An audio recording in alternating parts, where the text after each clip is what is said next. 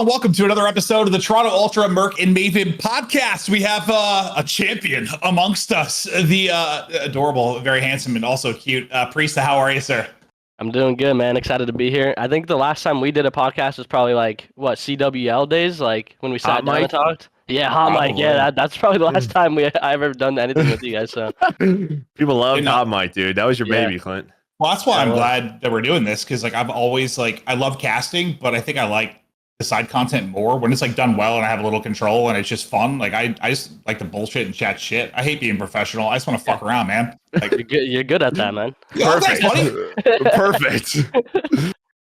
So Joe, how are you? It's been you've been on daddy duty for like 4 or 5 days now. Yeah. That wasn't supposed to happen. If you were traveling in the Northeast, you already know what's been going on. It's a nightmare. It took my wife like 15 hours to get home.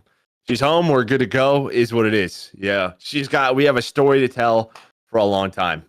That's for sure. That is for sure. But yeah, that was a nightmare. So, Priestahh, you just been like gambling and buying cars and shit, or what are you up to? Yeah, just buying Ferraris. Nah.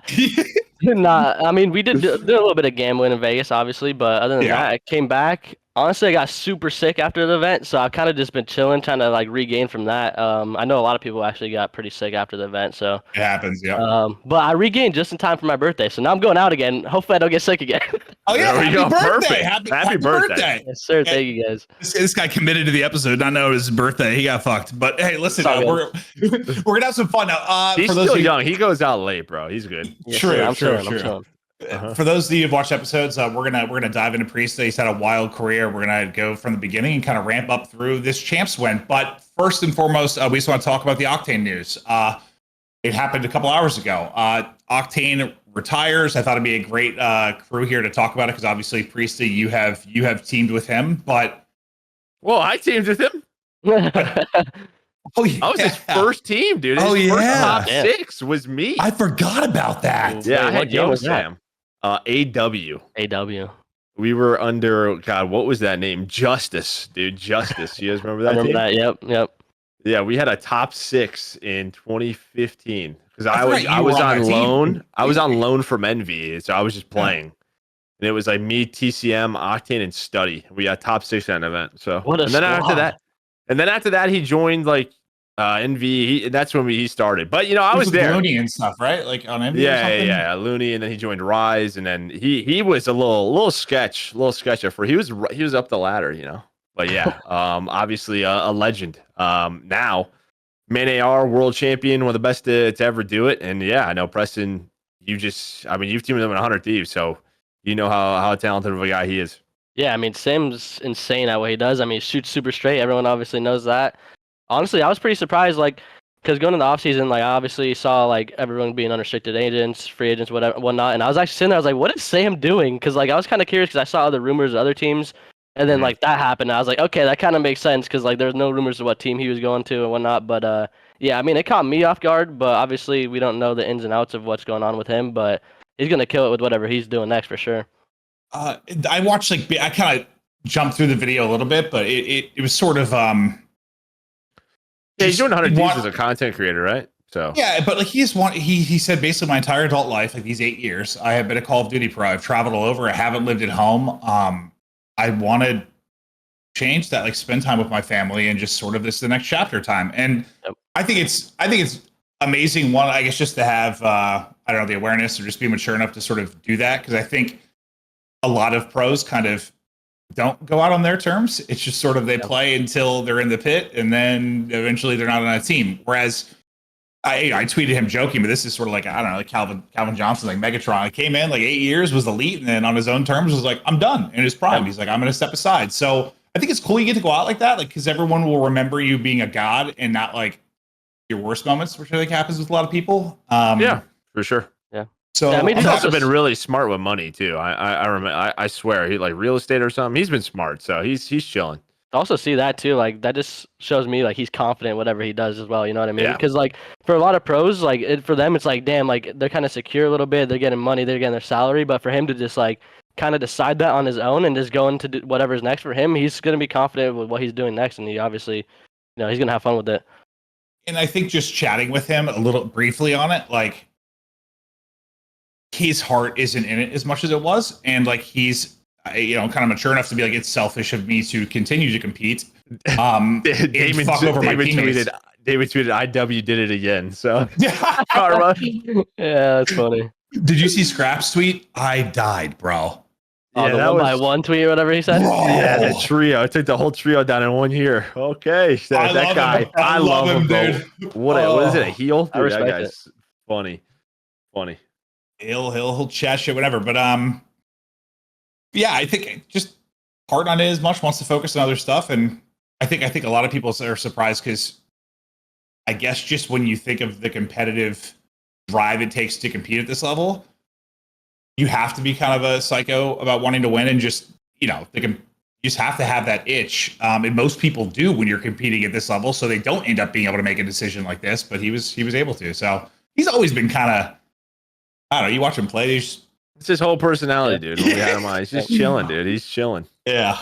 Yeah, but we're happy for him. Like thinking back to it, like just teaming with him, like he was always a go-to teammate too. Like he never really like bitched or complained or anything. He kind of he was having fun with it, you know what I mean? Sometimes he'd randomly just in scrims pull out a sub and be like, "Saw Octane," and start frying people. Like he just start crying, bro. Like it was good times with him for sure. But I'm glad to see he had a good career and excited to see what he does. Best of luck to Sam. We love you, and yeah, we're gonna try and get him probably on episode. We'll to chat about soon stuff. again. So we'll see how that goes down. But all right, let's get into you, because your career, it's been.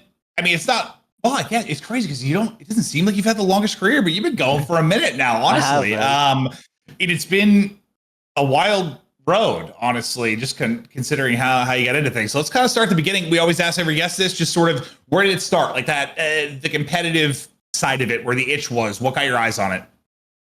For me, it was like back in Ghost. So I had a group of buddies that made I was like super young. Well, in Black Ops 1, I was super young, and I had a group of buddies I played with online that made me a game battles account, and I kind of started playing game battles from there. And then in Ghost, I found out about local tournaments, and I kind of just went to the local tournaments, and I was doing really well. I won like 3 straight that I went to, and I when I did that, I was like, dang, okay, like I know I'm kind of nasty now, and then I learned. Yeah, I was like, I know I'm nasty now. Hold on.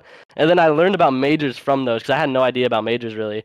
And I saw people wearing jerseys and shit, and I was like, what is this for? Like they're like, we travel and go play like at majors, and I was like, what? I was like, I gotta do that. So like that's kind of what sparked it for me. Like in Ghost when I went to those locals, and then I realized how nasty I actually was. What locals were there? Where were you at? In Denver. Denver. Okay. Yeah. There were like, I don't know. There's a few different ones. I actually got scammed out of one. It was like at a Comic-Con. It was like a big arena. Right. Yeah, there's like a big arena, just a bunch of stuff going on, and like the entry fee was at the door. It wasn't like at the actual like tournament. So I was like already sketched off to begin with, and then I won, and I never got paid. I was like, well, I was like, wow. Bro, we were chatting at Go ahead. I think it was like 15 or 16. 15 probably actually. Wow. We were chatting about it like NJ Halos. You guys ever heard of NJ Halos? Yeah. The East Coast lands, and it was always funny because people they had a thing at a couple of them where you could rebuy in after getting eliminated. Really? So you get eliminated, and that's how they got more money. You could rebuy in. So the tournaments would go forever. Like you'd literally go till like 6 a.m. But yeah, locals, especially back then, you had no idea who was doing what with cash, bro. Oh yeah. I was wondering if you were sort of like the final generation or final kind of age where that's a thing, because it happened to me too. When I first learned about esports and major tournaments in MLG, I was like, "What the fuck? Like this exists?" But I feel like nowadays, like if you are playing a game competitively, like there's an awareness there. I think it's just grown to that point. But I guess I kind of thought you were past that. But the fact that you went to a local, I had no idea. It's kind of funny. Yeah, I had no idea. I literally went to the local. I saw people in jerseys, and I was like, "What is happening?" I was like, "There's no way that's just for locals." Like, but yeah. Honestly, all the old jerseys look like paintball jerseys, dude. Yeah. They all look like you played paintball. Oh yeah. All my old ones, I still have. I'm like, dude, we were literally a paintball team. Like, yeah. I had one like super long jersey with like long sleeves. It was like baggy on me and stuff. It was cool though. Oh yeah. Yep. 100%. So I know talking to Chris a bit, and we're going to chat about him more because you guys got a bunch of interesting history, Crowder. But he said that like part of where you started dominating and got rolling was like SND, and I guess he said you played with like Simp, Major, and Turn Up. Like that was kind of where you started making a name for yourself a little bit. Yeah. So Black Ops 3. So I kind of I think I might have started off with 1v1s first, because I was just doing like 1v1 wagers. And like I always had the goal in that game to like make $40 a day because like it was after I kind of like I was like in my graduation year. I was about to graduate, so I was like trying to figure out how to make money through gaming, so I didn't have to go to college because my dad was kind of like, yo, after done with high school, go to college, whatever. So I was trying to figure out how to make money to kind of prove that you can make money in gaming. So I was doing 1v1 wagers, and 1v1 S&D tournaments, and then eventually I started doing 2v2 tournaments with Simp, and we were literally winning like every tournament, and then it got to the point. First teammate in fucking S&D. Yeah, like it got to the point where people were hitting us offline in every single tournament, so we couldn't even play with each other anymore. We had to stop playing with each other because we couldn't actually play. And then then That's the wild. 4v4, the 4v4 squad we had was me, Mike, Major Maniac, Turn Up, and Simp, and we were kind of just running. We were running the S&D scene for a while too. I mean, there's other few good teams that we had good matches against for sure. But yeah, Dude, that is so $40 a day. That's amazing. yeah. 1v1 $40. That is dude. so good. You just made a lot of $40 a day. Just FYI, you made a bunch of $40 a day. Yeah, it was well.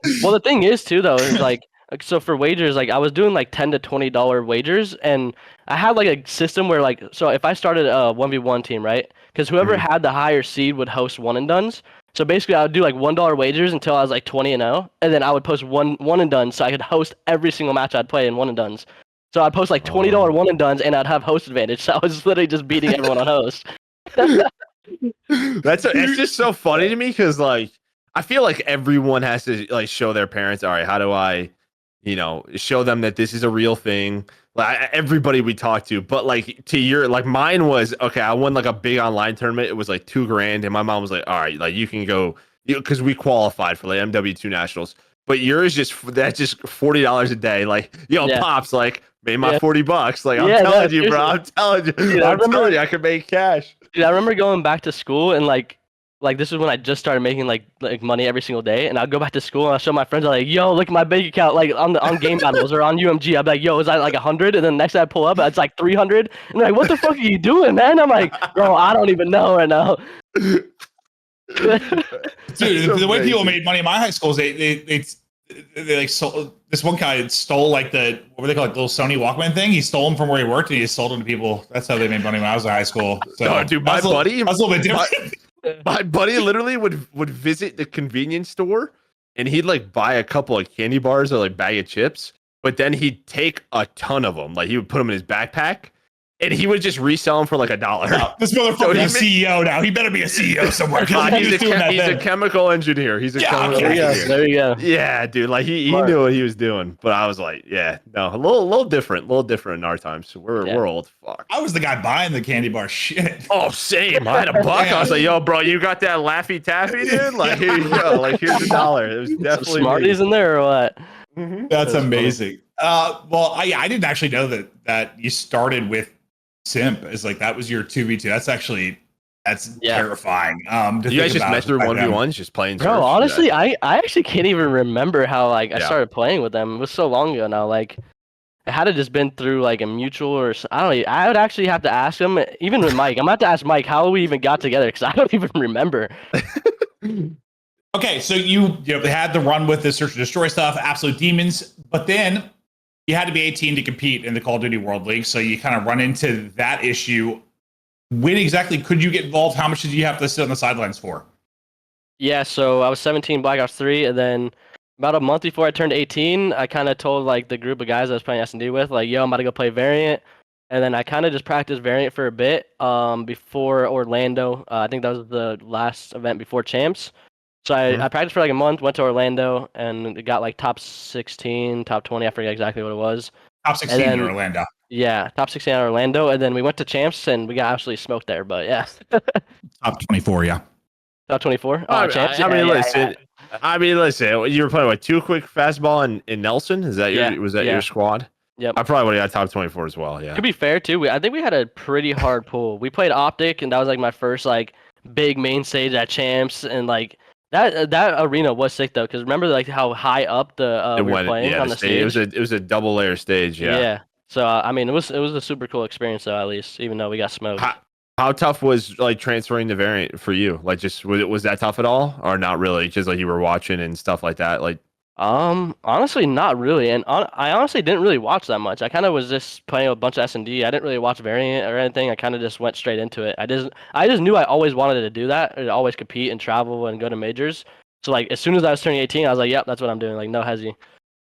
I was going to ask you what made you decide, but yeah, that was just sort of what you wanted to do. You saw pro scene, like that. I want to be a pro and make money. So not $40 a day, a bit more than that.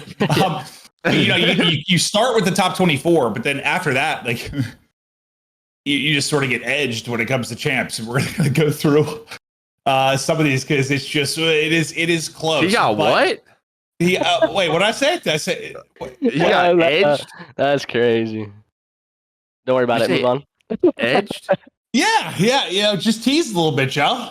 And nothing wrong with that, dude. A nice little edging. Yeah, of course. Yeah, nothing wrong with that, guys. Focus up, Joe. But so let's talk about IW. So then you end up going in with what? You're still on team with Fastball, but you enter. You're still with Panda, right? But it's Profizi and Pimby. I think the team ends up being. You qualify for Vegas. I think you get top 20. And then after that is when I guess sort of you. Probably the first team you start to see some success with, right? The TGC team. Yeah. Honestly, yeah. We went with Panda, got top 20, and then even with TGC, I think we're getting like top 20s, and then eventually got like top 16, top 12. But like we could never get past that like top 12 mark. I think we got top 12 like twice. So like when I kept placing top 16, top 12, I was like, all right, I kind of like this team is good, but we're not on the level yet to where we can actually win an event, where we can actually get like top 3, top 6, or whatever. So after that was like where I kind of like knew I had to start making some kind of moves. You know what I mean?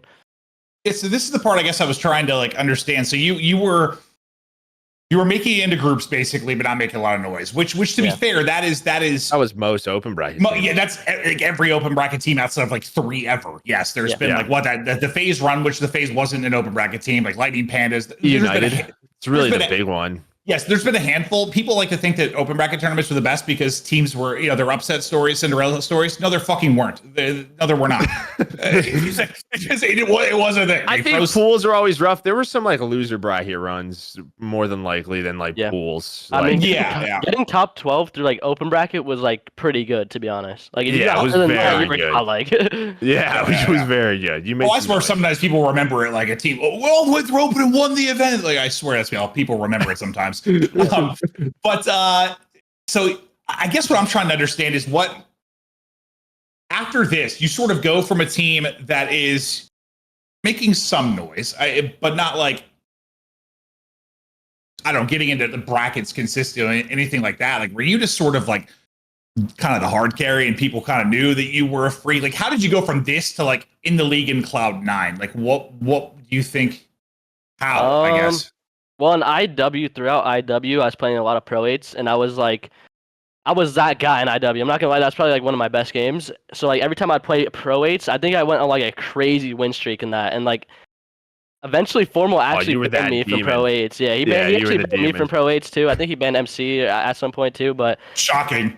Yeah, but in that game, I was just nasty online, and a lot of people thought I was just an onliner. Then eventually, obviously I was getting like top 12, so like it wasn't bad. So people knew I was pretty decent. Like I wasn't with a good team, so I was placing well. And then eventually, C9 was making changes. They had to requalify for the league, and Pat ended up hitting me up, and that's kind of how I got in. I don't know exactly why he hit me up or why he did it, what made him do it. But I would just assume it's from just playing a lot of Pro 8s. I was streaming a lot, so he probably just kind of saw my POV a little bit and took the chance with it. Yeah, Pat always did that. I mean, Pat was always smart with that. Like, yeah. Like, I mean, once he kind of lost his sort of circle, like Teep and in Crim, Karma, like he always took chances on young players. Mm-hmm. Just he had a good idea and was just he was smart with it. Yeah, I actually never asked him like what made him hit me up. I actually have to ask him that.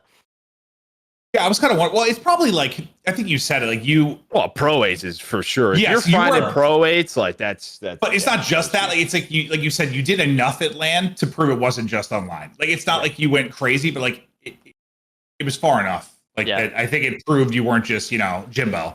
So that's good. Sorry. No, you're good. I gotta say sorry. Yeah. So what was it? The first like big placement for you? What, Anaheim top 4 was like the big one, right? Yeah, that was like as soon as they picked me up, we went in. We had to requalify for the Pro League. We requalified for the Pro League, and then we went into the actual because that was at Anaheim. So we qualified for the Pro League at Anaheim, and then we went to play the tournament, and then we got top 4. Forgot that was a fucking thing. Yeah. Yeah, IW was the first year. Yeah, we did the Pro League, so Mhm. it was a little different. It was like the start of it. Like you had like a week with your group. It was much different than what it got to, but that was the first iteration of it. So it was Yeah, because what was it like? The bottom 2 teams in the league would have to requalify in or something. I don't know exactly how Yeah. it works, but I forgot. I mean, I helped make the system back then. I would have to go back and look in IW, but Mhm. yeah, I think after stage 1, so many teams didn't make it. You had to requalify. So I guess for you now at this point, I'm always curious, with sort of like, I know you have very supportive parents nowadays, but Yeah. at the time, knowing like your dad is like, hey, you got to go to college. You're starting to make money? Like, are they all in on this because you're starting to make some cash? yeah, I mean, honestly, my dad was pretty supportive early on after I kind of showed him I can make some money. And then, like, when I first joined Panda, like, everything happened very quickly for me. So, like, when I first joined Panda, we instantly moved into a team house, which is like the org's house. Like, they just kind of moved us into their house. You guys had a team house, okay? Yeah, we had the a team Panda house. house. Yeah, it was out in Kentucky, man. It was a Yeah, Pet Panda. Yeah. yeah, and I got paid I think I got paid $250 for 1 month and $400 for the next month. I was so hyped when I started getting That's that less money. than $40 a day, though. Yeah, exactly. It is less, but yeah, I would say honestly, I don't remember exactly when. Yeah, it was probably when I joined C9 was when they really started to like kick in and like Yeah. support it a lot more. That makes sense. I was just curious if like maybe you had a timeline, the pressures sort of thing. Like we've had players like who have been like, yeah, let me give me a year. Oh yeah, no, I literally asked my dad. I was like, "Give me a year to show you what I can do," and I probably was doing 12 to 15-hour days, maybe even more every single day to make it happen. So Yeah, I mean, you literally had a contract with Panda, which the variations of your monthly salary, you didn't even know it. So yeah. Oh, that's amazing. But like, yeah, I can see also just like once you're on Cloud9 too, it's like, listen, sometimes parents, they see to see like, I don't know, show them a couple of website links, show them some like legitimate stuff. And like Cloud9 probably had all sorts of shit. That'd be very easy to be like, oh, yeah, I'm on Cloud9. So that probably helped a bit. But like this next part is where I want to hear kind of a story about this. Cause like, listen, Crowder is your biggest fan. This guy, I think, has said to me before, like if he had sort of one regret, it's you not being sort of involved with him anymore, like on the team. Like he thinks so highly of you. That guy is in love with you. But like he told me, I'm like, give me a little history here on some stuff. I texted him like a couple days ago, and he's like, basically, I told him I'd come out of retirement for him, and then I did. And I was like, fucking what? I forgot he was like retired before that. Like just how everything went down. So take me through how that. What? yeah, so I mean, it's kind of going back to Black Ops 3 a bit. I think he was a coach at the time for FaZe. I think he was an analyst for about 7 seconds too. Analyst. Yeah, he's a coach, analyst, retired. I don't know. He was everywhere, but he started playing S&D tournaments. Yeah, he started playing S&D tournaments, and we were playing duos and stuff, and we were winning some, losing some. We were just having fun, but he would always joke around like, "Yo, I'm gonna come out of retirement and play for you." And I was always like, "Shut the hell up! No, you are not." Like in my head, I was like, "You are just lying to me. Like, don't get my hopes up." And then after a couple of years, he ended up coming back, and we ended up squatting up again. So or not again, but we ended up squatting up. It's just such a weird. I don't know. I find that just comical. Like yeah, he kind of like, yeah, I'll retire for you. Like I just okay. He kind of just like spoke it into existence, and like I don't know if he truly. I think in his head he truly 100% knew he was gonna do it, but in my head I was like, dude, there's no shot that even happens. Like, it's so then you go from like basically Panda and TGC to Cloud9 and then to FaZe Clan, which is a know you're jumping up the tiers now, and it was what you, Chris, Zuma, and Attach. So you guys had yourself a squad. Yep. Yeah. No, we had a really good squad. I mean, for me, it was just everything was just happening so fast. Like I was just climbing the ladders very quickly from Panda to TGC, then instantly to C9, and then to FaZe. So I was like, damn, like I'm going the right way. Let's get it. I was hyped. And I told Chris, I promised I wouldn't say who the person is because he asked me not to. But to my understanding, they really wanted a certain individual, and he went to war for you to like get you on that team. Like he's like, trust me, like get this guy, Priestahh. Yeah, like, he is demonic. Like, and he said he like just fought. Well, that's what I was gonna say. Like, dude, because FaZe in IW, like Chris wasn't playing, and they had like gunless. Like they were a solid team, so there must have been like a a reset here. Where even because Chris probably had to convince himself to convince Tommy and Dylan to even he was definitely doing everything he could to get me on the squad.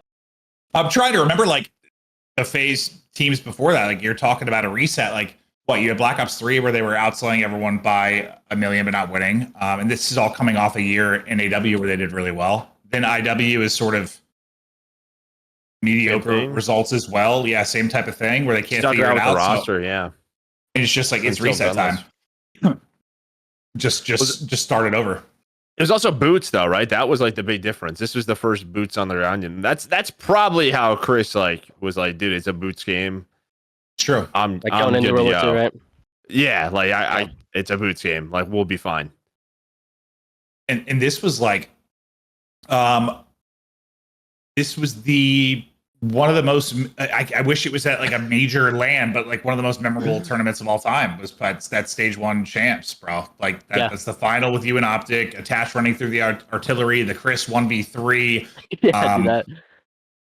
That was one of the more wild ones. Like Joe and I cast that. It was just holy shit. And every game 5 that we're going to, I was frying that event too. I don't know if you guys remember, but like leading up until finals, we went to game 5 like 3 or 4 times, and every game 5 I was just absolutely piecing. I don't know if you remember, it was on London Docks where it was like versus Envy, I believe. Was that the team Envy that Donnie was on? I think so. Yeah. There was one round where it was like he planted the bomb, was a 1v1, and if he got the kill, he got streaks, and then if I got the kill, I got streaks. It was like I don't know. Either way, was that Valkyrie? Was that on Valkyrie? Nah, it was on. No? It was on Docks. It was on London Docks. Okay. Yeah. But there was like 3 or 4 game 5s we went to, and I don't know why, but I was just popping off every game 5. Like even against I forget what team it was. I was just like 1v2ing, 1v3ing, like just going crazy. It's so weird because like I don't know why. The only thing I remember, it's just I just remember the 1v3 and the attach play. Like those are the two that. I mean, those are the most like memorable. Yeah. Memorable. Yeah. Well, we casted the final too. I might not have cast that. It's a memorial. Yeah, it's a memorial there. Yeah, it's a memorial for Optic. Yeah. But no, that was a absolutely insane one, and that's the first win, right? Yeah, that was my first ever win. And it was like the second biggest tournament of the year too, so I was like super hyped. That was the first tournament I won. I called my parents, called my dad, called everyone. I was like, we're all screaming on the phone behind the stage and stuff. It was cool. Well, that's when the money was really starting to ramp up too. Like the prize pools were getting quite large at that point. Yep. Well, and for you guys, was this like a last chance like type thing? Because you guys got like top 4, and then you got like 9th through 12th a couple of times in a row. Yeah. Like, I mean, we lost early on in that in the Stage 1 tournament, and I'm pretty sure halfway through that tournament, when we lost, like me and Crowder were gonna get dropped. I'm pretty sure. Yeah. And then we eventually just won the tournament. Like it honestly felt. I'm not gonna even lie. It felt like during that tournament after we lost, we kind of stopped trying, but then we started playing better after we stopped trying. Does that make sense? Like. We were kind of just like doing whatever we wanted to do, just challenging, like just doing whatever, and we started playing better. So we're thinking stuff kind of thing, maybe. I think through like practices and stress, this happens to a lot of teams. It's sort of like let's just start having go to the basics of COD, like just calm and shoot, right? Like, and you're just playing loose. You're not trying to play perfect. Like I had Chris next to me yawning on main stage, like I like that had to be a gimmick, bro. Dude, it was this Chris, guy and he's just like this. He's just sitting back yawning. I'm like, bro, are we here? What's going on? Yeah, I'll never forget those shots at him. I thought it just made no sense to me. If it was like a nervous tick or like what it was, because I just can't imagine like yawning in that moment. It seemed so insane to me. But then, the one thing that didn't surprise me, like I remember that so vividly, that win. I don't remember. I didn't remember you guys getting 3rd at Champs at all. Like I remember the final. It was through losers, I'm pretty sure. I remember the final. I just didn't remember them being 3rd. Wait, didn't you guys play Envy in the winners final? Was that what it was? I forget who we lost to, but Envy had Sheen on the team right at the time, right? I think so. Like we had a crazy match against Envy. Oh, that was winners round 1. Yeah, you guys had a crazy match, and then through losers, you guys you lost to TK in game 5. I remember that. I think you guys were up in that series too, right? Is that to get knocked out of the tournament? I think that was losers. Yeah. We had we had a crazy series against them. Like we went up 1-0, and then second map was 5-3. I had full streaks, and we ended up losing that map, and then we won the CTF. So we would have 3-0'd them if we just won the S&D, and then they ended up taking the next two maps, and we lost 2-3. So yeah, I remember talking to Chris thinking like that. we should have won that tournament. Yeah. Like I know you guys felt really strong. Oh yeah, no. that. If we would be TK like going against EG, like we had their number all year. Granted, they had a good tournament. They had the pop-off tournament, but like we like knew in our brains like if we made it to EG, we were winning. You know what I mean? But you never know what would have happened. But we were super. I think everybody thought that, and then they. Yeah, that's what I'm saying. They had a tournament of their life, so like you never know. Dude, what a weird one. What a weird one. Yeah. So that's the first edge there, Clint. That's the first starting of Yeah, the like third place, like a taste, you know, like that Yeah. probably was a little bit of like happiness, but also pain. Like you know, after getting a top 24 at your first one, like a third place, and that's your first year where you're making some cash. Like I'm sure it felt good, but like it's also the it's so close type thing. And then you know, you go into Black Ops 4, and then this is when we switch to 5v5, and you guys just don't qualify for the league. I'm trying to remember like. The crowd. I remember Cell. Was deal. it like Cell having some crazy play? I remember like people freaking out watching, and then like it was a huge deal. You guys didn't qualify. Can you kind of take us through like how you got third at Champs and didn't qualify for the league? Yeah. So going into Black Ops 4, I was running an main AR, which honestly, like a lot of people think I was like tripping for, just because like obviously I ended up eventually switching to that sub role, and I was discussing with it. But even like in practice, like we were frying, so it wasn't like a role thing. It was kind of just we got there, we weren't playing that good, and then we ended up switching at the qualifier, and I started playing like it just kind of matched our pacing a little bit better, like for our team. But yeah, I forget exactly who we lost to, but yeah, Cell definitely had some crazy pop-off moments, crazy clutch moments. That was just a crazy tourney overall, but yeah, we eventually lost there and didn't qualify. And at that point, I was like, damn, I don't know what's about to happen. Like, we didn't qualify for the league. Like, am I gonna get picked up right now? Like, I don't know what's going on. Yeah, well, a little bit of a roller did. coaster. You think you finally have it set, look, and then Chris retires, and then again, just like it's like, you're coming with me, son. Come here, buddy. You're coming. We're going over here. You're going to 100 Thieves, because Thieves, like, that was their first entry back after Black Ops 3. Mm-hmm. I think they qualified. And they were prison inmates and that team, you mean? Yeah, I think they qualified, but maybe they weren't playing well or something. They qualified, but their team, they just weren't playing good at all. I think it was with Pharaoh. I think because I only replaced Pharaoh. I think that was the only team change on that team. So okay, yeah, and then they hired Crowder. That was like the coaching thing. So yep. And then you guys were really, really, really good. Yeah, well, I think we started off a little bit slow actually. Because I remember there's a clip of Maven, actually. I'm pretty sure you're saying, like, oh, this team change isn't going to, like, make them better. And had to be trading shots. Yeah, we just pick sides. We pick sides. I'll be fair. I was forced to pick things I didn't agree with sometimes, which was my one issue with that show at times. But, like, maybe I felt that way at the time. I don't really remember, honestly. But that's actually hysterical that he remembers that. Yeah. I was like, Priestahh shit, dude. Yeah, you're like, this guy's terrible. They're not going to help him. Like, I don't know. No, I think we did start off a little bit slow, though. Then we eventually got top 4 at the first event. Which isn't. Wait, is that what was the event you were fucking throwing up on yourself? That was Fort Worth. That was the first one. That's right. And then Pharaoh had to come back in and sub in. Like, what, dude? I can't imagine like that. Trying to play through just puking on your own lap. That was probably tough, huh? Okay, well, I didn't puke on myself. I was close though. But I'm gonna pretend in my head that you vomited directly on your legs. This makes the story cooler. Yeah, I just puked all over myself. Yeah.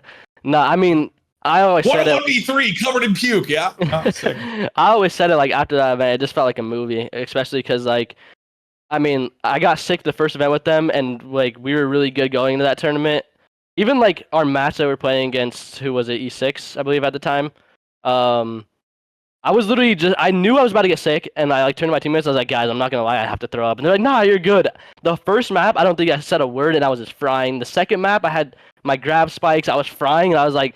I had my grab spikes. It was literally the same round I had grab spikes. I looked at them. I was like, yo, I have to throw up. And they're like, no, you're good. I was like, in my head, I was like, nah, I have grab spikes. I can't waste it. So I literally sprinted straight down the middle of the map. Got a kill, grab spike, got another kill. In my head, I was like, please kill me, bro. I have to puke so bad.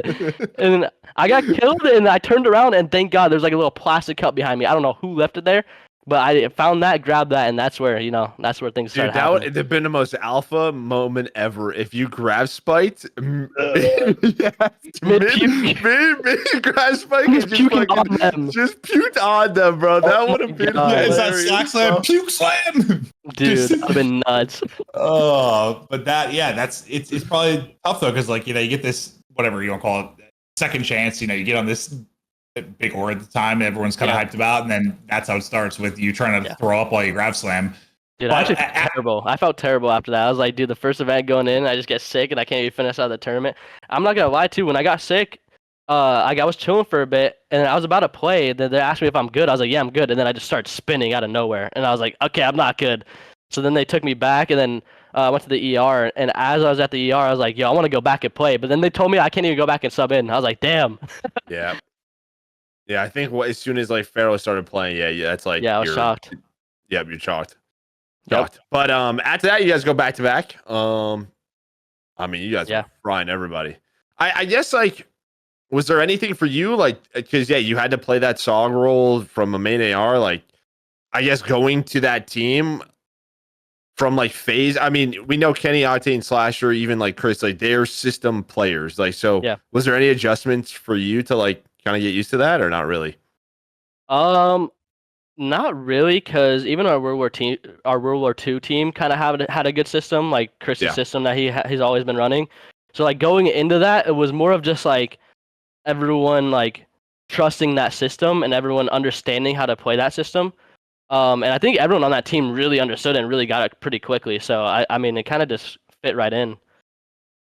Well, I know like Slasher and like Chris have always kind of seen eye to eye a lot of times how the game should be played and stuff. So there's probably a very good system there. But then we come to the second case of edging, and it's probably one of the craziest champs, dude, ever. Like that one was I'll never forget it. I mean, you did it again from losers. I didn't even realize your FaZe one was from losers as well. But yeah, this one was, dude, the FaZe match. People are asking me, what is your favorite, like most memorable cast? I think it's the 0-2-0-2 comeback. Like it's up there. That's definitely one of my favorite matches I've played too. I'm not gonna lie. If you've never watched, people listening, Black Ops 4, it was a losers round. I don't know, one game maybe. Yeah, like round 1 or round 2 is early on, super early on. Rewatch FaZe versus 100 Thieves, because obviously Thieves end up going all the way to the final, but they were down 0-2 map count, 0-2 in control as well on Gridlock, and they end up winning the series. Oh, it's even crazier because it was like a 2v7 or some shit, wasn't it? It was like 2v9. 2v9 or something? 3v9 maybe? Yeah. You guys had like 2 ticks done. I think that's how you got it done. You just got on the point, but they had a massive advantage. Yes. It was insane. It was fucking wild. That tournament was truly, unbelievable. But it's like this time it's like you're a little bit closer, right? Like you go to third, you get second, like you're getting closer and closer, making good money. And then it's just weird because like, you get to like an okay place, and then we go to the CWL that gets started, and then this time we're going over to the CDL, and things are changing. The 5v5 thing, like you weren't able to like get a home, even though it feels like this should be your home, but 100 Thieves doesn't get a spot, right? So it's like, okay, here we go again, where we're back to figuring shit out. Once again, though, I guess Crowder ended up working out. I mean, we've had worse stories. I guess I'll join FaZe. Yeah. I guess I'll just join this team with these guys who just won a world championship. These little demons. Yeah. Okay. Well, and also the history. You said like all the way back to that Search and Destroy beginning. That team you're playing with Mike, you're playing with Simp. Yep. So you guys are able to reunite. Like how'd that all come together? Because I feel like partially it's Crowder, obviously, in your relationship, but also the history you have with those guys. Well, after BO4, I think me and Chris kind of knew we wanted to stick it out together. So like we eventually got into contact with like a bunch of teams, and Atlanta FaZe is where we ended up on. And then we kind of had to build a team off of just me and him. And he kind of asked me, he was like, yo, who are the first couple people that just come to mind that you think we could get? And I was like, well, I want Mike and I want Cell, because Cell was super underrated at the time. So I knew we were going to be able to get Cell. I knew we were going to be able to kind of get those two and kind of build off that. And then eventually Chris just comes to me and he was like, yo, do you want Simp and Abizi? And I was like, what the I was like, how was that even an option right now? I was like, yes. I was like, get that team 100%. Like, what? Yeah. That's such a Sounds funny good to thing. me. Like knowing what we do now, the greatest sub duo ever. Like, just hey, what do you think? You think we should slot Simba Easy in here? Yeah, because I like at the time, I was like, that is off the board. There's no way that's gonna happen. And then he just randomly hit me with that, and I was like, yeah, no hesitation to do that. I'll take a pay cut. I'll do anything to get this team. Like, Well, that's because Yeah, the franchising United didn't get a spot and Thieves didn't get one initially, yeah, right? So Yeah. that forced those teams, and that is when obviously you guys were getting paid well, but that's when it obviously went to another level. yeah. I just know that first year of CDL was insane. Like everyone was cashing. Oh yeah. Yeah. So yeah, I mean, obviously, a good year with MW. I mean, you guys had some sections. There were some ups and downs. That was the COVID year, though. Think we got, I guess for 5 you, seconds or something. yeah, I guess. Oh well, I guess it's 5 seconds, a couple of wins as well, though. Yeah. I mean, how was it for you though, dealing with sort of that like COVID year? Yeah, for during COVID, I mean, I was just super grinding. Like I was saying earlier before we turned the podcast on, like I was basically waking up, posting content, scrimming. As soon as scrims were done, I was going into the streams and just grinding Warzone for 5-6 hours. Yeah. I was on my super like Warzone grind, just every grind possible. And I mean, honestly, it worked out for me. My stream was the biggest it's ever been. I was breaking world record. My YouTube was honestly, everything was just kind of popping off for me, and we were winning events, even getting second. I mean, second wasn't obviously the worst. We could have definitely won more, but I mean, that whole year was pretty good for me. Granted, we got second again at Champs, so that definitely hurt because I thought I was gonna. In my head, I was like, it's lining up. I'm gonna get third, second, first. I was like, this has to be the year in order. first. That's what I was wondering if you were thinking that. Yeah, I was 100%, and then I got second. I was like, damn. It's not. I guess it's not meant to be yet. No, that's great. I guess like because this is obviously now something. This was the first year of sort of the FaZe seconds is MW, but now we've had Vanguard. I didn't really have a lot of seconds this year. I guess like at that time, like why do you think you guys didn't win a little bit more? Was it just the game? Obviously, that was like MW. That was squad spawns. I don't even know if you'll remember. I can't even tell you. I do know there was one tournament where we were like 3-0ing everyone, and then we got to the finals and lost, I think, to Toronto. I don't know if that was a Toronto home series. Oh, that was the last one? Yeah. I don't know exactly which one it was, but that tournament was like, damn, like we were dominating the entire tournament, got into finals and lost. So I don't know exactly what it was. I would assume it's just probably like, us just trying to do too much. I would probably like that's the only thing I could really say, because if we're just dominating going into finals and losing to a team like we should beat probably like 98% of the times, I would just say like that probably was just the core issue, just going into finals and not playing the same way, just trying to do too much. Yeah. But as you said, you guys end up losing to Empire. And then another domino. I mean, all the guests we've had on have had to deal with this 4v4 to 5v5. Now back to 4v4, Cold War. Yeah. Unfortunately, you and Major are the one, a couple of dominoes that get changed around. Anytime there's the FaZe, if they're not winning, they're probably going to change, as we're seeing right now. But you guys join ROKKR. It's you, Attach. It starts out with Lamar. Man, on paper now, this team is just like, what the hell? But then crazy. you guys end up getting Standy. It's a bit of a roller coaster of a year. And I know this is a Toronto Ultra podcast, but you guys do have the craziest probably win ever with Major 5. 0-4 comeback, winning 5 in a row. So I guess what was that like for you? Yeah, I mean, going into Cold War, it was definitely tough to put together like a God squad in my position. I knew I wanted to stay with Mike just because we came off of FaZe. We had a pretty good year. And going back to BO3, we've had good chemistry with Mike, so definitely wanted to stay with him there, put together that squad. And then eventually picked up Standy.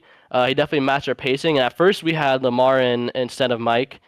And then eventually we weren't doing that good, and we ended up putting Mike in for Lamar. And then we ended up winning with that team. And yeah, I mean, 0-4 in finals, we're sitting there, like, we were getting smoked too, honestly. We were getting, I think we had like 30 points the first map. I remember being pissed, gassing. I'm like, this sucks. Yeah. What are we, every time we cast this guy, bro, the stage 1 in World War II, a crazy series, Black Ops 4, all his series, now this, like, dude, Yeah, man, I've been a part of some crazy series. Nuts. Yeah, And, you got a resume. Losers runs. I think a lot of people like don't understand how much I've actually been a part of. Like even now, like I feel like just a lot of people just forget kind of like what I've done and what I've been through. Like dude, You're it's a quiet crazy. guy. I think it's just Dude. you're like kind of reserved a little bit. Like Yeah. sometimes, like you're not like I don't know. I kind of just I do think, my own I thing. think the Stuff, like, people kinda that your know thing COD sometimes. know, Yeah. but To like a viewer's you're not perspective. wrong. I mean, there's obviously recency bias because after Major 5, Yeah. and then you guys end up getting 4th at Champs. Yep. It was the top 4, so it was solid. I think for that year and kind of what you guys were dealing with. You then go to Vanguard, and that is where sort of the shit show starts. Yeah, Vanguard was that was definitely the toughest year I've had. We moved out to Minnesota, which I still think we probably should have just stayed in Dallas, just because, I mean, weather-wise, convenience for gamers, like a bunch of stuff. It's just freezing out there like 5 months in a row, so it's like you can't go outside, man. Like, damn. But yeah, I mean, that team in general, we just couldn't put together. We're all on separate pages. Like the team was split in half on how we wanted to play the game, and we can never come to an agreement how to play the game. Even though like we would say we would agree to how to play the game, but in our heads, it's like we're all over the place on that team. Like we just couldn't get together. Where were you at mentally? Because like if we go back through this, all right, you get the 3rd place, you get the 2nd place, you get the 2nd place, then you basically have to watch the team you were on dominate Cold War. You have to watch that team win champs. Yes, I get that. Like the tournament went, I think 4th. You got to feel pretty good about, but it's still like you just watch the team you were on win champs. Like that's got to suck. And then you go into a year where you don't even qualify for champs. Like I just feel like you had to be in a pretty. Yeah, I mean that was mentally and just everything. That was the toughest year by far in my career, just because like. I don't know. We couldn't get anything going. I was playing terrible. I couldn't get anything going myself. We were getting smoked like every series we were playing. So yeah, and just being in Minnesota probably didn't help me mentally because like I said, you couldn't even really go outside, get fresh air, get sunlight. You freeze to death. Yeah. I mean, our apartment was probably a 4-minute walk to the facility, and I think I was probably sprinting there every day just because I'd be bundled up, a jacket, like a scarf, everything. Like, dude, I had everything on just to get to the office 2 minutes away. Like, it was nuts out there. But yeah, just mentally, man, that was definitely the toughest year for me. And then just not qualifying for champs, I was just like, damn, like I got 3rd, 2nd, and now I'm not even 3rd, 2nd, 4th, and now I'm not even qualified for champs for another shot. So I was sitting there like, I don't know what's about to happen next year, but I'm gonna come back and do my thing. And you did. Yeah, I was gonna say, I guess going into that offseason, was there? I mean, were you nervous at all about like what offers you're gonna get? Yeah. I was definitely nervous. I'm not gonna lie. Like there was definitely a couple moments where I was like, "Damn, am I even gonna get picked up right now?" Because I just had a terrible year personally, and we didn't even win anything. So I was like sitting there like, I don't know what's about to happen. And even going into the off season, like when Rostermania and everything started happening, nobody was hitting me up for a while, and I was like, "What is going on?" So I was like, "All right, I'm gonna start hitting people up. I gotta start doing something. Like I'm not just gonna sit here." So yeah, it was definitely a little bit scary for me at certain points. So then, how did you get to New York? I guess what was sort of the because I mean, even New York probably didn't know their roster, right? I mean, there was like the rumors of Hydra going to Optic. Yeah. Like there was a lot happening. So I guess for you, it was kind of after all the rumors with Hydra going to Optic, and that fell through. I believe I forget who hit me up first. So it was either Kiz or Paco. I think Kiz might have messaged me on Twitter, but then I ended up getting a phone call with Paco. And we were actually trying to figure out what roster we wanted to go with because it wasn't like this roster wasn't set at the moment. But then we ended up going with this roster and kind of just, I mean, that's really it. There was only this roster and I think one other roster we're thinking about, and we ended up going with this now? Yeah, it was actually me, Paco, Major Maniac, and Asim. That was like the other potential roster. Okay. And the only reason that was a thing is because like it was more of my pitch because I haven't really teamed with Kiz, and Caesar like was kind of I didn't really like team with them or talk to them too much. So I didn't know how it was, and I was asking Paco like I was basically asking him like, "Yo, do you really want to stay with them? Do you not?" And he kind of wasn't giving me like a straight up answer. So I was like, "Yo, what do you think of this roster?" You know what I mean? So we kind of just like bounced it back and forth, but then we ended up just going with this roster. Well, worked out. When I first saw it, like, and I think maybe you felt that way about Skies too, but like some people were sort of like, how is it going to be without Awakening? It was always those two, but I had always said, like, I think he is one of the best ARs, most consistent ARs in the league. Like, I have no concerns whatsoever. So when you guys formed, I think I remember talking to Joe, and I don't know if we had a podcast or a show or just chatting, and I said, I was like, this team makes a shit ton of sense to me on paper. It just from like a position standpoint, I was like, even like in my head when I was pitching that roster, like I knew either both of them were going to be good rosters, even though like on paper they probably look weird. But like in my head, I think I kind of knew with Paco Kids and Caesar, like it was to have like a little bit more of an edge than the other team. But you obviously never know going into new games who's gonna be good at what game and how you like the chemistry as a team's gonna be. But yeah, on paper, like when we first announced, everyone thought we were gonna be terrible. I mean, every team I'm on, that helps. You didn't? Okay, I like that. No, we didn't. Yeah, I think I said middle of the pack. I think I said middle of the pack, and I could see that. I should see you guys like getting some. I think I like, remember saying they made a lot of sense to me. I was like, no, I think we said it made sense. Like I think some people were like, I didn't think you were winning the first event. I was like, yeah. But it does. I don't know. Every team I end up on, like in the community wise, they always say the team's gonna be shit, and then I eventually do something. So they're like, yo, Priestahh, dude, I win champs, and people are still saying I need to be dropped. I don't understand. What do I need to do? Somebody help this guy out. Answer him, please. What does he need to do? Okay, so you guys win Major 1. You know, we had Skies on, we had Caesar on. He just kind of felt like you guys were ahead. You understood the game better, but it was really about your pacing as a team. Major 1, that you guys were just playing quicker. Just had a better understanding. I guess post Major 1 for you, why was there such a drop off? Like, kind of what were the hurdles stage 2 and 3? Yeah, I mean stage 2. I feel like we had a good chance of winning stage 2. I'm not gonna lie. I feel like we were pretty prepared still going into that. It was just more of like, I don't want to make the excuse, but we had a very tough travel day. We were at the airport for like 72 hours. We're splitting up in groups trying to get even to Boston.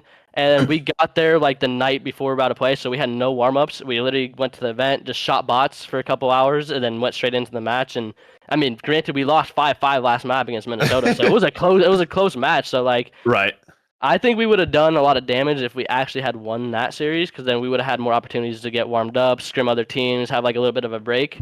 But yeah, for that one, I think we would have done some damage if we didn't have like a shit travel day. But Major 3, honestly, Major 3 was probably the most unprepared we were, just going into it. We kind of just dropped off a little bit. The new spawn system, it wasn't squad spawns anymore compared to like Major 1. I forget if Major 2 was squad spawns or not, but I think Major 2 was the first. I think it was. I think it was the first one of the new system. I think. Yeah, it might have been the new system already. But either way, going into Major 3, we kind of just had that feeling. We weren't like super prepared. We weren't like super confident. But yeah, I would say Major 3 is definitely probably the most unprepared we looked all year. When did we have Skies on? Jeez, it was after 3? Was it after 3? I think so. Yeah, it was after 3. Yeah, because I think he was just sort of like one of the big things was just like sort of a trust in find an identity type thing. Like we just need to like somebody's called, do it. Like we just like we don't have an identity and respawn or search right now. Like just kind of get our groove back, sort of thing. But like even then, like he just I don't know. He said you guys all like everyone. He was convinced everyone wanted to get there. Like he had no concerns around that, and you guys would do what it takes to do it. And at the time, I was sort of like, we'll see. I've seen teams like chase that glory of the first major so many times, or like just try to find that success again. And once it's broken, it's just not ever back. But well, it sucks for us because like after Major 1, like before Major 1, obviously after we win, we're super confident, and then after that, the spawn system changes, so the whole game's changing. So we're trying to figure out a whole new system of how to play the game. Just like I said, Major 2 we didn't feel bad, but Major 3 you could just kind of tell in scrims and practice how it's going. We couldn't find our footing yet. We couldn't figure out exactly how we wanted to play it.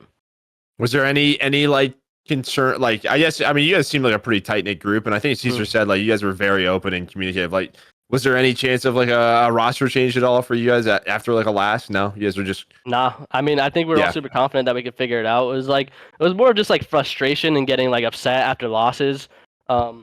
Yeah, he said it was a lot of little things. He's like, dude, we just need to close on the little things. Because, like, I assume you guys are practicing, and you probably see in your practice you're playing teams tough or you're beating them. You're like, okay, now we just need to put this into our matches and at the major. Yeah, no, 100%. It was just a lot of little things, but I think like the way we handled like losing and not playing well at that event was really good. It was like obviously we were upset. Like there was some like people getting a little like louder than others, but like for the most part, we all just like grouped up. And I was even telling like Paco and everyone, I was like, I'm not gonna lie, like I've been here for a while. Like losing this tournament does not matter at all. So like just kind of erase this out of your brain. We go back and we just do our thing. We just get confident. We make sure our gameplay is where we need to be going into the next majors, and that's all we can do. If you're gonna struggle, do it then. Yeah, middle of the year, 100%. A major stage 4, you guys start to get rolling again. Major 5, you guys obviously win.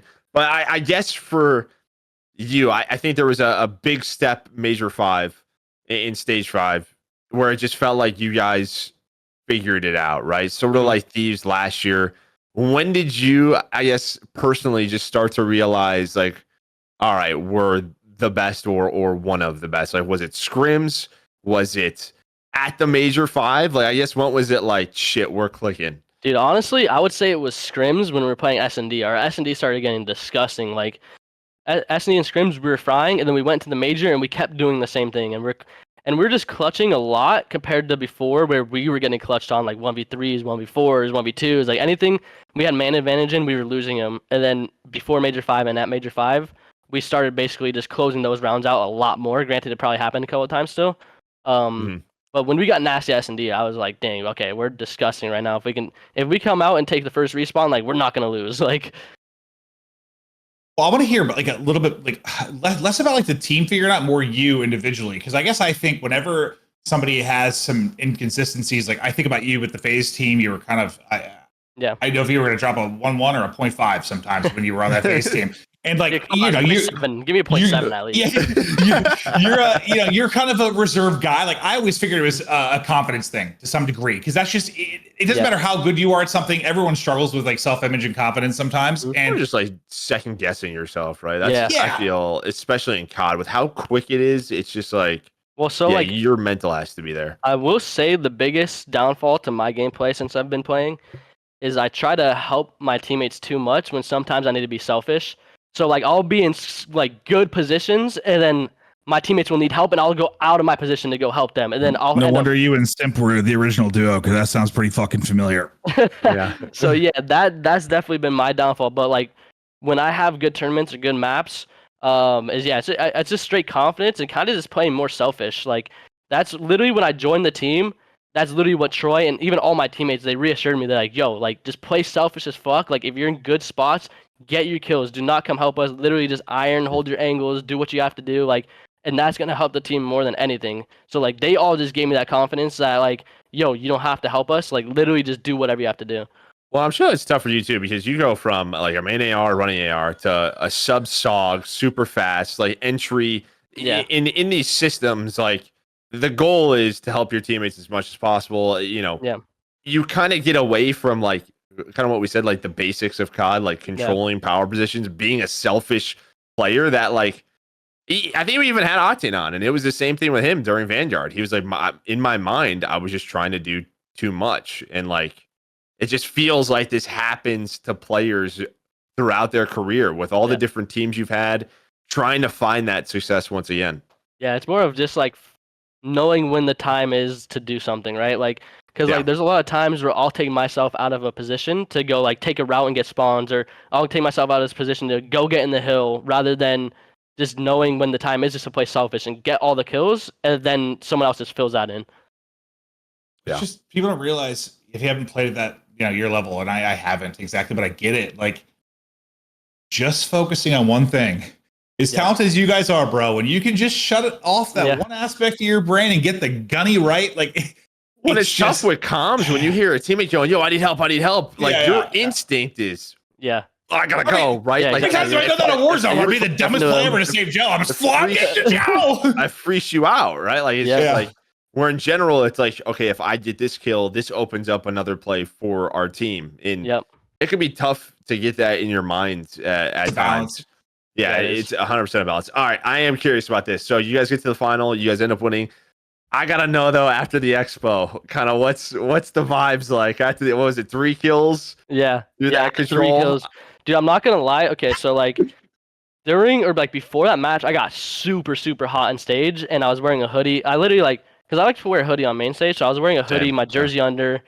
I think I had even a shirt on, so like I got super hot during that, and like my mind was just not there. I was not thinking clearly, and I was sitting there like everything was going wrong too. Like every gunfight I would chow, like something I would get stunned in the middle of a gunfight, or like I get double teamed. Like things just weren't going my way, and then like after that, I think I've said it before in like a couple other like interviews or whatever. Is like everyone was kind of quiet, and I was sitting there like, "Fuck, do not lose confidence in me right now." Like so I was like. I literally I looked at him. I was like, "Yo, I'm not gonna lie, boys. It's crazy. I just dropped 3 kills and we're still gonna win the tournament." And then like everyone started laughing and like kind of brought the vibes back up and like Awesome. yeah, it was good. I mean, it wasn't good that I dropped 3, but it's good that we got. No, I mean it's a big moment. I think especially for you, like I'm sure a couple of years ago, maybe you don't make like calm that, right? You're just kind of like fuck, and you go into that shell. I'll just be shooting bots still, like just turn like. Yeah, my bad. Yeah, and obviously say a million times. Vibes.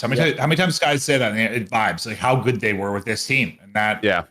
Also, I've been there, dude. When I get hot like that, my brain literally does not fucking function. So I totally can relate. You should hear this guy, totally relate. Dude. If it's too hot in the venue, he's in the talkback. So we have a talkback to our producer, and he's just in the talkback, like it's fucking hot. Like turn it down. I'm gonna kill someone. Like literally. Any small thing just pisses you off for no reason. It's like I have like the most normal death, and I'll be like, "Fuck!" Like. Dude, I get it. I get like moody and can't think clearly. So I feel you there. But what were you gonna say, Joe? Oh, I don't remember. But I guess now you guys end up winning Major 5. We're going into champs now. I guess pre-champs. Was there anything you guys felt like you needed to focus on? Was it sort of because you guys showed a lot Major 5, right? Especially in search. Was there any like veto plans? Maybe you didn't even have to do because a lot of teams still played you on hotels. Yeah. Was there anything like maybe up the sleeve you guys were working on, or was it just sort of like we're gonna do our thing because we just did it a couple of weeks ago? I would say like before Major 5 is kind of what led all the way into champs. Like before Major 5, we want to expand our map pool as much as possible. So we literally like our online matches, we were going in trying to play every single different map we possibly could, even though like some of them overlapped because of other teams' vetoes. But basically our main goal was to like get our map pool as strong as possible to make sure we didn't have an auto veto. But going into champs, it actually changed a little bit because we were trying to get our Mercado good, and this Mercado we could never really fully get there. So search? Like, just in general, search and hardpoint. So I forget who we lost to, and I think it might have been Toronto. And SND, like I forget. I think we might have lost another SND to. You lost 2 of them there because you guys like went undefeated on it at Major 5, but I think you lost 2 of them at champs. Yeah. Like we changed the meta a little bit in Mercado because a lot of teams were just hitting A, but then we went in and we started spreading the map, playing more info, playing a little bit slower. Frag grenades. Yeah, and our nades were on point. So like, we changed the meta a little bit, but once teams caught on to what we were doing, they were shutting us down like instantly. So like we're like fuck, like we don't know what to do now. So we kind of got those out of the way. But I think overall was just kind of making sure like we were still working hard after Major 5 and not getting complacent. Like before Major 5 and after Major 5, we were literally going to the office like 2-3 hours early every single day. Whether it was going into private matches, watching VODs, like doing anything. We were literally doing anything we could and making sure we kept doing that after Major 5 going into champs. Oh, that's awesome. I guess for you then, you get to champs. And this happened to Thieves last year. Your first match versus ROKKR, you guys go down 0-2. You end up winning, you reverse sweep them. I guess 2 things. Is there sort of an oh shit when you're down 0-2? And then secondly, I imagine winning a match like that is probably great for team morale, right? Just sort of like getting the blood and adrenaline flowing. Yeah, I mean, going down 0-2, I believe we actually lost Mercado hardpoint against them. I forget what the SND was, but honestly, the map pool, just going into the third map, we kind of like none of us lost faith. We were all super confident. Like when we go to the back and we talk, like you kind of just can tell, like yo, like we're reassuring each other. We all reassure each other, like we're winning this shit still. Like we're not losing. Like we go back there and just give each other straight confidence. So like going back up and reverse sweeping them, like after that, like gets the blood flowing, gets the juices flowing, gives you your confidence. Like, so yeah, it's definitely it's like bad to start down. No one wants to start down at 0-2, but when you win a match like that, it just gets you going. So. Well, you got going, but then you ran into a wall in the winners bracket final. Like Ultra kind of slams you. Like the difference between the final and the winners finals, comedy. But like, I guess like I we never know, got the best of both. Like it was just like right? one team smoked one and one team smoked the other. Yeah. I guess I want to know what went wrong there. But then like the other part of it is like, you guys came back with a vengeance. Obviously, I'm curious. Was it just a loss, or I guess I want to know flat out? Did the Scraps line tweak anybody a little bit? Because I feel like. Yeah, I mean, it definitely. I honestly didn't even see it until like I don't know who brought it up. It might have been Kiz. Kiz fucking did. Yeah, Kiz definitely took it personal, and he was like, "I'm not fucking losing this guy again." I was like, "All right," because I was on the opposite side of the end in Vanguard when we were playing against them before Champs, because we were up 2-0 against them, and I think Standy was talking shit to them, and they came back and reverse swept us, and I was like, "Holy shit!" So I was on this side with Kiz now, and I was like. Dude, last time someone talk crap to him, like I was on that side, it was not fun. So I saw from behind the scenes, like he was going hard as fuck. He did not want to lose. So like he definitely don't talk shit to Kiz and take notes. Honestly, keep talking shit to him. I'm down. I don't sure, but that was my assumption. Like I think I even said on our last episode, I'm like, I just feel like Kiz is the killer, bro. And like he heard that shit, I was like, fuck nah. Like that. That's what I kind of guessed. And honestly, even Caesar, like Caesar probably wasn't as vocal as Kiz was, but I think he was like had the same mentality. For me, I didn't even see it, and then like they told me, and I was like, "Oh fuck this kid!" Like I don't really care, like you know what I mean? I just can't see Caesar like getting pissed and like I don't know, yeah, like he's not he's not mad like vocally, but I could just tell when he pulled up to like warm up and like he was so locked. He's like he looked at me, he's like, "I'm not gonna lie, I might be at 1.5 today," and he was. I was like, "Yo, what?" I was like, "This guy's insane." Well, that's like I love Scrap. I think his shit talk has been amazing. He has become one of my favorite players. It's great for the league, but like. That was one of those in the moment when I heard it, and I was like, that's like actual, like we say field of fire sometimes. That was literal, just petroleum. Like that, but I wondered if that had anything to do with it, because like I think a lot of people are like, no man, they talk shit, whatever. But that seemed a little more, because you guys came out and literally just fucking drop kicked them in the face. I think the biggest thing. Sorry, Ultra Podcast.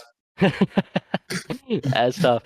I think the biggest thing too going into finals against them was like before, like I was playing, like personally I knew I was playing a little bit too quick, and like going into that I knew how much like Kiz and Caesar and Paco, like how bad they wanted to win and how bad they wanted to fry them. So I like knew going into that, like I had to take the more like just play fundamentally correct, just get in the hill, get spawns, kind of do my thing, like sit back.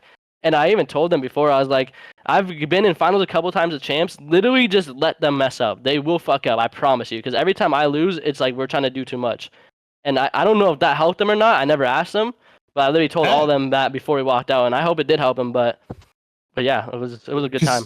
When you talk champs experience in runs, it was you and it ended with you on that team. Like, there was not much, and I figure that had to be important because, like, listen, we saw a bunch of rookies like perform, and young people can perform, and it's possible, but like, it helps to have at least one person that has been there. And I think that line, like, even though you probably maybe it didn't matter much, it fucking did. I assure you, them just knowing that you had been there and experienced that alone, I think gave confidence. It did. I think too, just knowing that you had to slow down, because I mean, I felt like. That's what Toronto was doing. They played so fundamentally like well, right, and sound. Where I think we had the stats where they had a winning record versus you guys on the year, but you guys were outslaying them. Like it was just you could tell it was these small moments that were the difference. Now in this final, I think I don't know what was happening, but you guys were just fucking slamming them. But you could just tell though that you guys, the fact that you were able to notice that adjustment for Sunday, I'm sure was huge. Yeah, it speaks to your versatility as a player too. I think that you can just just like I just kind of knew like if I slowed it down, it would help the team a lot. Just because like I knew how bad they wanted to fry them. Like obviously, if there's moments where I had to do certain things, I would do it. But just knowing, just like slowing down the pace, I think it just like makes our comms a lot better too. We don't seem frantic at all. Like everything was just kind of flowing. Our pacing was good. And that's probably more helpful the further you got in that too. Like, as you just slam them and slam them and slam them, making sure like it doesn't get away from you. Is like those guys are like just mid power bomb on them and like all amped up and want to destroy them. And like you're probably sort of like that. Keep it together, which I think it probably helped more than you realize, man. Because you've been a part of series where you were, down 0-4. Like, you know Dude, it's possible. I'm So not gonna lie, I went up 4-0 against Toronto, and I was sitting there like, I am not letting that happen to me. There's no way this is gonna happen. Don't give them a map, boys. Yeah, Do not seriously. give them a map. That's literally what I was thinking in my head. I was like, dude, I am not gonna get these guys a map right now because that would just be insane. I think I just thought that, like the hotel moments. control. I think that was. I mean, the third map. Like, I felt like the first couple maps, you guys were just out shooting them. Like, Yeah. I was like map 3. I think Clean I started shooting back. Was getting some like multi kills, but once you guys won the hotel control, I was like, this is. Well, map 4 was close. They actually almost had us in that. It was like I think it was like 240, 250, or 235. What map was that? The fourth map, they almost beat us in that. That was like the closest match. I don't know if the control was that a hotel close. hardpoint? Yeah, you might be thinking of the hotel hardpoint because that's when they Okay. started really shooting back at us. Really shooting back? Yeah, maybe I Yeah. was thinking of that. Yeah. But yeah, as soon think as it that was. control was over, I was like, shit. Well, Yeah. this might be the one. I mean, I guess like the feeling for you. I mean, you were so close. Finally. We talked about you got Yes. edged, and God. you could finally Again, edge. the edging man. was over. The edging was over. Yeah, I mean, it was definitely a great feeling, especially like not qualifying But it for was. champs, not qualifying for champs the year before, then coming in and winning. Not even just champs, as multiple events and champs. Especially after, I mean, people down me every year, but especially after people down me after the Vanguard year, I wanted to come in and prove myself again. Look at that. Like literally, That's insane. it's just a third, second, fourth, like absolutely wild. Then just like a don't qualify. It's like, okay, well, that went off the rails. Then okay, let's go the other direction completely and win the whole thing. Like, To be fair, I mean, listen, bro. 3-2-1, but no, you were gonna go last, then won. Like, We could probably just call Vanguard the off the fucking rails game. I mean, besides Thieves, what a year that was, honestly. Like, nobody had a fucking clue. Yeah, I'm erasing that year out of my brain. Yeah, I think most people probably are. Give me that Jim Carrey movie. I would love to wipe that shit out of there.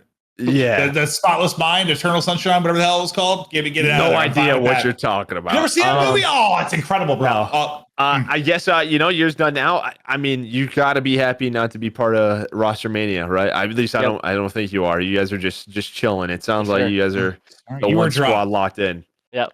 Yeah, no, I mean, it's definitely a good feeling, man. Especially this year, like the off season this year is probably the most hectic I've ever seen. Like, there's like how many unrestricted free agents are happening? Like, I don't even know. Like, we have a graph if we want to show. We have it here. So this is the amount of unrestricted free agents. Yeah, it's insane. We also have like the teams, so we can see where all the teams are. Like, basically, there's like crazy. you guys and FaZe. And FaZe, extended the other 3, but it's a.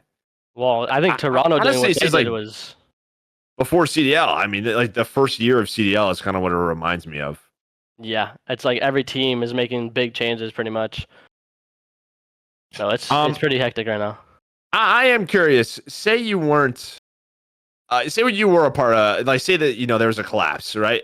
Mhm. Is there any players maybe sort of like that? Maybe people aren't talking about that. Like you would be high on, like going into a Rostermania. You're just Like, yeah, saying like just any player. Yeah, you would like to team with. Like, say you were a free agent, you're like, all right, I wanna like team with someone. Is there any players that like maybe besides like your Preds and your superstars that like you'd like to team with that you haven't, or someone that is a free agent?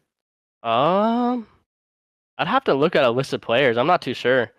Okay. I mean, Guys, like, I just slammed everyone who won champs. yeah, there's no Just players. crazy, Yeah. There's no players that like super stick out that I haven't teamed with that I would want to play with. Okay. Yeah, you've I been on mean, the some good rosters. Yeah, Gotcha. I mean, a good shot would probably be Scrappy, to be honest. I mean, he came in, had a good year, he has good energy, so like, yeah, I'd say Scrap maybe.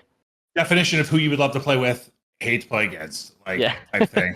Well, I guess you didn't mind playing against him in the final, but you know what I mean. Like on the other team, annoying as shit. But like if he's your teammate, I eat that shit up, right? Like especially if he's gonna come in next year and do the same thing. We'll have to see how he comes into next year because it was his first year, so like, we'll have to see.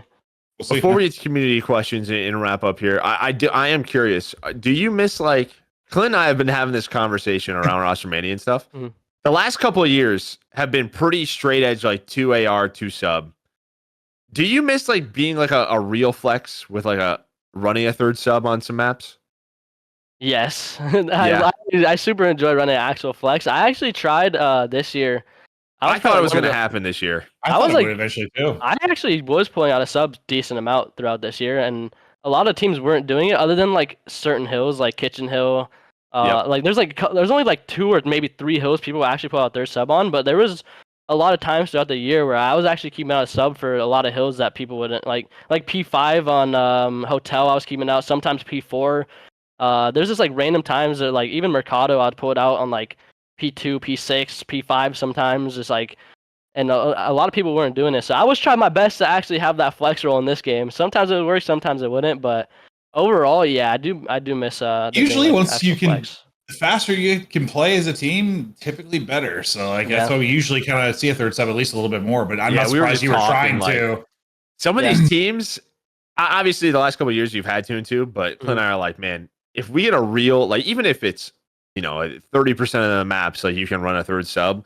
Some of these teams build around 2-man ARs, potentially they could be in trouble. We've seen that in the past where like you have 2 ARs and I mean, look at the 100 Thieves team you joined, right? In Black Ops 4, they had so many ARs that you had to run a SOG. I said we look at the ROKKR team where you had like 4 fucking ARs. It's true. That's true. That's what I'm saying. Like, I don't know. I felt like that was like, I don't know, the true flex roll for sure. Well, the best time, like I really enjoyed BO4 because there was 3 guns the 3 guns, yeah. The 3 gun meta was just elite because like you had the Maddox was like kind of a flex weapon, and then you actually had the role of like, because in that game I was switching from a Maddox to a SOG, so like I had a flex gun but the flex roll at the same time. Mm-hmm. Yeah, I think we just talked about that last episode. We missed 3. Like 3 guns are always great. It's just tough to do in 4v4, man. Yeah, in 4v4, it is. It's difficult. I mean, we almost had it like Cold War with like the XM4, but I think it was just too good for everyone. But yeah, all right. I was just curious. Let's get on to community questions. Community tweeted in. Go ahead. Oh, Clint, you ask something? No. I said go ahead. Oh, okay. Matt wants to know your favorite teammate and hardest kill. Who do you think is the hardest kill on the map? Favorite teammate and hardest kill on the map, dude. People ask me my favorite teammate all the time, but I've had so many like insane teammates. I always say Crowder just because I've stuck out the long. I've always stuck out the longest. You have to say Crowder because I would say him or Mike probably, right? Him and Mike are probably was the closest to. Hardest kill on the map. I mean, the easiest answer is Cell, just because he's insane at staying alive behind objects. Yeah, we know 1.5 he's really good at it. Maybe too good at it. I don't know. I mean, I'll just say so. I'm trying to think of any other person I could say. Okay. I mean, Tyler when he's hot, Abizi. Abizi, yeah. Yeah. Okay. This one is from Burn It Down Twice. He wants to know which second place hurt the most for you. Oh, BO4, 100%. MW hurt, but it was also online, so that whole year was just kind of weird. But yeah, going into BO4, like I felt so confident in that game and like in my team to win that, and we didn't. So like that one definitely hurt more. For sure. It was just like you guys were probably the most consistent team, but United got hot. They also had like that's when Simp and Abizi, right? Yep. Last one is from Marcus. He wants to know: are you surprised at how good your team was this season? But also your thoughts on Hydra before you joined the team to now. I mean, I'd love to hear your thoughts as well, just on Hydra. Yeah, I mean, for the first question, I honestly had no idea how this team was going to perform, and everyone's like mindset because I never really talked to any of these 3 players that much. I mean, I've talked to them once in a while. That's why the team looked weird to people, I think. Like, you just never like played together. I didn't even like when I first saw the picture, I was like, oh. Yeah. We never played together. I never really talked to any of them. I mean, I talked to Caesar once in a while, but the other 2 I never really talked to. So going into it, I was like, it was kind of just up in the air. But like once we started playing, and I could see like how everyone's work ethic was and how hard people were like just going and how much they wanted to win, I kind of had a feeling like it was going to be a good year, especially like how we conversated after we would lose or when we were going through like tough times. Like that was like the biggest thing to me, like when we could actually talk it out. And for the other question with Hydra, I mean, he grew like I didn't team with him before this, but obviously a lot of people saying how much he's grown since he's came into the league. But even since the beginning of this year to now, he's grown so much. Like even as a teammate, how he looks at things, he's a lot more calm. Like I don't know, he's insane, and just playing with that level of talent. I mean, I've been on teams with a lot of talent before, So seeing him perform at the level he did was awesome to see, and it was fun to be a part of. I gotta imagine he's just gotten more comfortable in the sense of like, you first get here, you don't speak much English. It's just probably a whirlwind, and now he's maybe it's like kind of comfortable in his own skin, being himself here, having fun and frying type thing, and it just started to show more through gameplay and teamwork and everything. I am curious because you have played with like some absolutely insane players. Like in terms of his play style, is there anyone like it kind of reminds you of, or is he just like that different? Like I don't know. He does have a different play style than like. I always think Scump. Scump's always the guy that comes to mind for me when I watch him. Really, he's just got good awareness. He's L triggered at the right times. He just reminds me of like I don't know. I just think of Scump. Yeah, I wouldn't really say Scump because Scump's more of like a pre-aimer. Like I feel like Hydra is when I watch him sometimes though. Mike, no, he's not. He watches more of them, so I trust him. Yeah. Okay, I will say Paco does pre-aim, but as soon as he gets a kill, he's flying around the map. You know what agreed. I mean more like he just knows when to stop and he knows when to pre-aim. And like I feel like that's how I Victor Seth. Seth knows how to get to a spot, pre-aim, moves to the next spot. Dude, they're different, but he's almost kind of like a mix of Simp and Abizi, low key. Yeah. Shit. Well, that's like some fucking about gas. Yeah. No. It kind of makes sense. I mean, he's definitely top level talent. So like watching him play was super fun. Yeah. Well, I mean, we appreciate you joining us, taking time out of your off season. Happy birthday! Congrats once again. Happy birthday, boys. Thank you. If for anyone, I'm sure you'll be streaming, making content. Yep. For anyone who wants to follow you, you have your @ there. But what's your Twitch and like YouTube if they want to show you some love? Yeah, man. All my socials are Priestahh with 2 H's. My TikTok is Priestahh with 1 H. If you guys want to show love there, I'll probably be posting a lot of content this offseason, just because the past year I kind of fell off with it. But I'm back on my content grind a little bit. World champ in all of the bios. World champ. Yes, sir. So yeah, man, catch me there for sure. Awesome, listen, we were just really happy for you. I feel like closer to you as a person than I am, just because probably Crowder, like just talking about you and how much he respects you and how you were as a teammate and stuff. But like, we just hear from him. Listen, we know you're a good dude. Like you're just like a happy going kid, and like to be so close and not get there and finally get there. I just know Joe and I looked at each other. I was like, I'm so happy for him. Like we just we're happy for you, bro. Like legitimately, it's amazing. So enjoy your birthday tonight. Don't get too twisted, bro. Take it and be safe. No promises. I will be safe, but no promises on not getting too twisted. Yeah, that guy's turning up. That guy just made 250 racks, brother. Yeah, whatever you want. You'll have a good time. But yeah, thanks again. Thank you everybody that watched. No crazy outros today because I've had 3 tacos, some pinto beans, chips and salsa sitting outside in the front of my house for 10 minutes, and I need to go eat it immediately. Bye.